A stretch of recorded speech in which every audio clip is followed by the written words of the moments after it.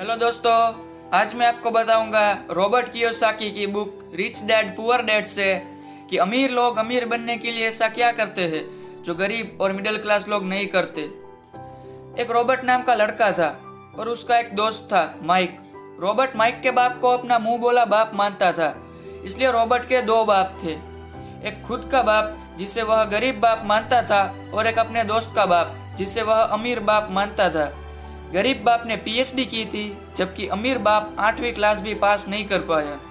दोनों ही काफी मेहनती थे और दोनों ही अपने करियर में सफल थे। अब गरीब बाप असल में गरीब नहीं था, उसके पास एक अच्छी नौकरी थी और उसकी सैलरी भी हाई थी। अब आप सोच रहे होंगे कि उसकी सैलरी तो हाई थी, फिर वो गरीब क्यों है? एक्चुअली वो गरीब अपनी सोच की वजह से था। दोनों ही बाप की सोच बहुत ही अलग थी। पहला बाप कहता था पैसा ही सारे फसाद की जड़ है, जबकि दूसरा बाप कहता था पैसे की कमी ही सारे फसाद की जड़ है। पहला बाप कभी कोई महंगी चीज देखने पर बोलता था कि मैं इसे नहीं खरीद सकता, जबकि दूसरा बाप कोई महंगी चीज देखने पर अपने आप से यह सवाल पूछता था कि मैं इसे कैसे खरीद सकता हूँ। यह सवाल पूछने से उसका दिमाग तेज होगा और वो चीज पाने के लिए उसको नए रास्ते मिलते थे। पहला बाप कहता था कि खूब मेहनत से पढ़ लिख कर डिग्री हासिल करो ताकि तुम्हें एक अच्छी सी कंपनी में नौकरी लगे। दूसरा बाप कहता था खूब पढ़, मेहनत कर और खुद की कंपनी खोल ताकि तू खूब सारी नौकरियां लोगों को दे पाए। रॉबर्ट ने दोनों ही बाप की सोच से उनकी अलग अलग तरक्की देखी और उसने अपना दिमाग लगाया और अपने अमीर बाप की बात मानते हुए खुद ने भी करोड़ों कमाए। रॉबर्ट के अमीर बाप ने सीखी हुई सबसे इम्पोर्टेंट बातों में से उसे एसेट्स और लायबिलिटीज के फर्क के बारे में समझाया।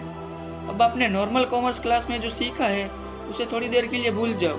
रॉबर्ट ने इसे अपनी बुक में बहुत ही आसान शब्दों में समझाया है। एसेट्स वो चीज होती है जो आपकी जेब में पैसा डालती है और लायबिलिटीज वो चीज होती है जो आपकी जेब से पैसा निकाल लेती है।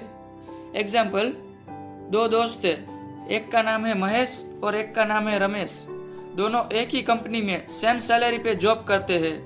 रमेश हर महीने अपनी सैलरी में से नए कपड़े, नए जूते, बाइक या मोबाइल ऐसी चीजें खरीदता था।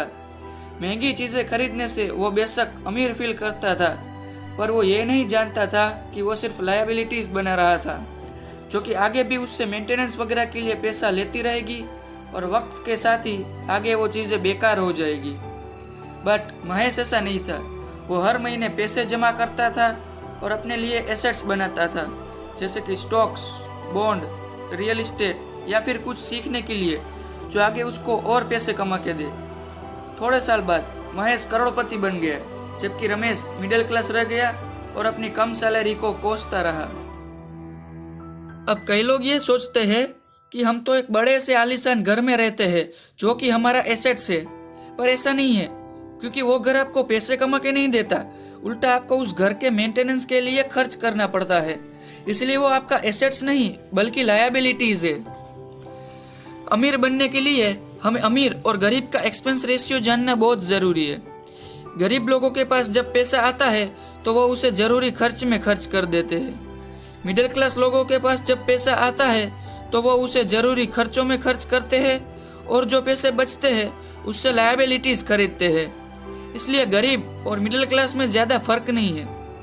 जबकि अमीर लोगों को जब पैसे मिलते हैं तो वो पहले एसेट्स बनाते हैं और फिर खर्च करते हैं। इसलिए अमीर बनने के लिए पहले एसेट्स बनाओ जो कि आपको आगे भी पैसे कमा के दे।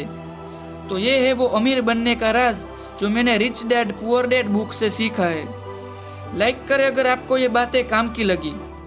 शेयर कीजिए अपने फैमिली और फ्रेंड्स के साथ ताकि वो भी अच्छी बातें सीख सके। और सब्सक्राइब करें मेरे चैनल को और बेल आइकन प्रेस करें ताकि आप कोई भी इम्पोर्टेंट वीडियो मिस ना करें। और finally, thank you for watching.